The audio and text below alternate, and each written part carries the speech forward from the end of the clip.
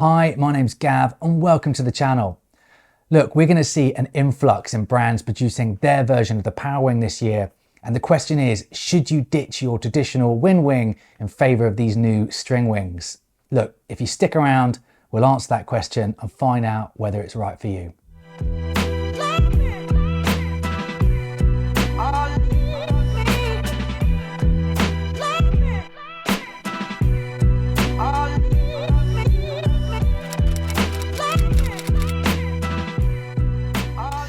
Before we get started, I just want to remind you that this channel's sole purpose is to raise money for Cottage, the children's hospice based here in Sydney. They provide paediatric palliative care 24 hours a day, 7 days a week, and they need our help. By liking and subscribing and sharing this channel, you really help make a difference. So please do your bit and help us out. If you're feeling really generous, I'm going to put a link in the description below where you can donate directly to them as well. Now, as always, I want to do a big shout out to the brands that support me, and that's Armstrong, North, the Foil Board Company, WSS, and of course, Code Foils. Thank you very much for your help, guys. I really appreciate it. Okay, so on to the main topic. And the best way I thought of being able to tackle this is by identifying the advantages and disadvantages of a Parawing over a regular wing, and then wrapping up by identifying who I think it's for. All right, let's go. So firstly, I want to talk about traveling and storage. Now, obviously a Parawing can pack down into a tiny ball. That's its job at the end of the day when you're actually downwinding.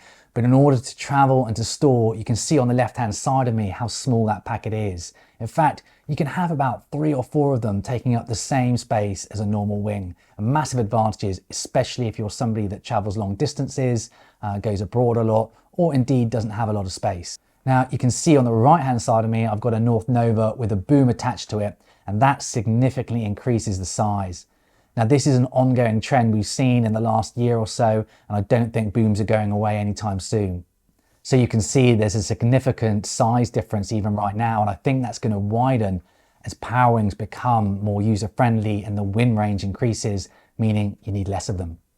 The next advantage I want to talk about a Parawing has over a wind wing is the freedom of downwinding.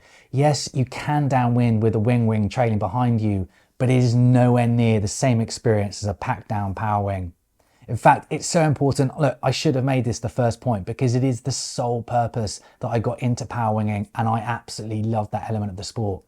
Parawinging is legitimate downwinding with a smaller board and a smaller foil. You can position yourself in the eye of the wind and really enjoy the conditions to your heart's content. And what's better is that you can pop the Parawing up at the end of the run and then do it over and over again.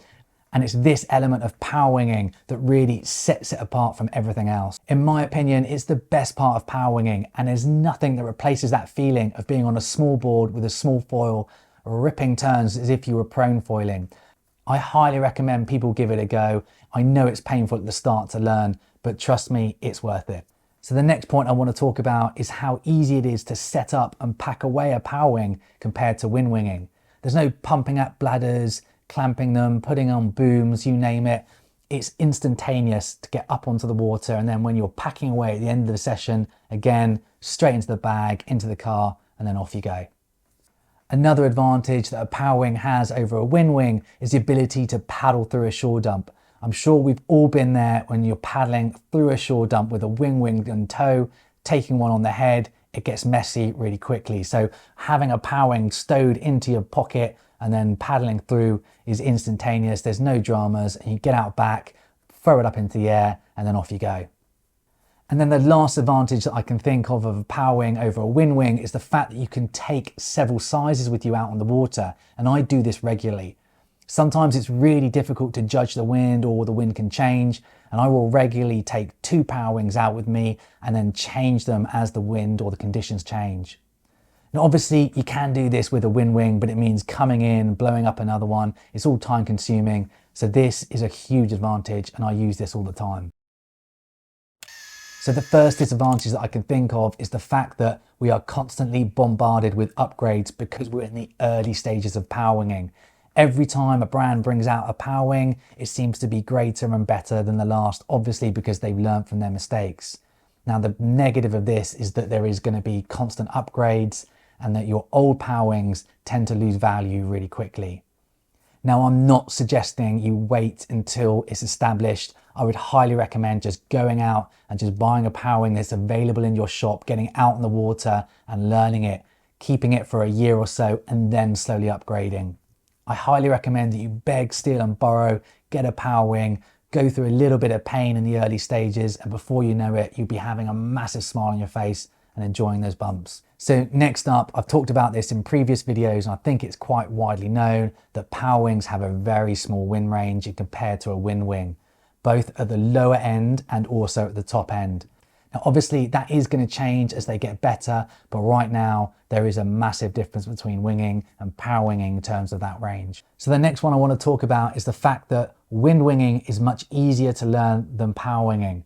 Now, the reason for this is because of stability. With a wing, you've always got that stability, something to hold on to.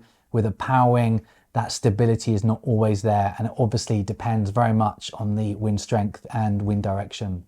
Now, don't get me wrong, it's not impossible, and if you do have a background of winging, kiting, and a little bit of downwinding, then you're going to pick it up really quickly. But if you don't have that, don't despair. It's just going to take you a little bit more time. The next one I want to talk about is the infamous tangles. Look, this is going to happen. You've just got to accept it. The good news is that the tangles of a Parawing are nowhere near as bad as kite tangles, but they will happen. You've just got to accept that. Obviously, that doesn't happen with a wing, so that is a massive advantage that has over a Parawing. And then the last disadvantage, in my opinion, is that winging is far superior in waves than Parawinging. Now, this may change, but right now I'm finding that whenever there's a wave, I still want to be on my wind wing. I find that is better suited. Now, this may change as time goes on and I get better, but as I'm recording this, I'm very much like when there is a good wave, I want to be on my wing. I feel much more in control and I feel more stable and safer. Okay, so with all of that in mind, who is the person that's going to want to learn to Parawing? Well, I think first off, it's important that you can foil already. I think, as I said, wing foiling is much easier. So if you're getting to the stage where you can just jibe, you can tack, you're comfortable on a wing foil, that's the point at which I think you can then move over to Parawinging. It really helps if you've got a background in downwinding, but it's not essential. If you're somebody that lives in a location that has predominantly onshore conditions, a Parawing is a must for you, especially if you enjoy riding the bumps and going downwind. And of course, if you've got nobody around that can do shuttles, perhaps you're really time poor, again, this is a great way of being able to get a quick hour power session of downwinding without doing the shuttle hassle. It's also a great option for somebody that wants to downwind but doesn't have the time or energy to learn how to downwind sup. With Parawinging, I think it took me about a week or maybe 2 weeks to be able to consistently do runs, pack it away and have a lot of fun. Now, obviously I had the downwind experience behind me, but even with that in mind, it's definitely quicker and less time consuming than learning to downwind sup. Now, with that being said, I think it's important to manage your expectations because I know a lot of people that have picked up a Parawing and then before you know it, they've got frustrated. You do have to go back in the hurt locker for a little bit of time, but if you're a competent winger, then I think you'll pick it up within a couple of months as opposed to years with downwind sup. So in conclusion, Parawinging has many advantages over winging, but it certainly doesn't replace it. If you're a winger that really wants to get into their downwinding, but doesn't want to go through the hurt locker of learning how to downwind sup, well then this is for you. It's also very location dependent, so if you've got onshore conditions, this is a must-have in my view. But learning to Parawing is not easy, but if you're motivated and you put the time in, you'll pick it up really quickly and you'll start enjoying those bumps on really short boards, small foils, and I tell you, you'll have a great time. Please remember to like and subscribe, share this video as much as you can, really helps me out, and I'll see you on the water again soon. All right.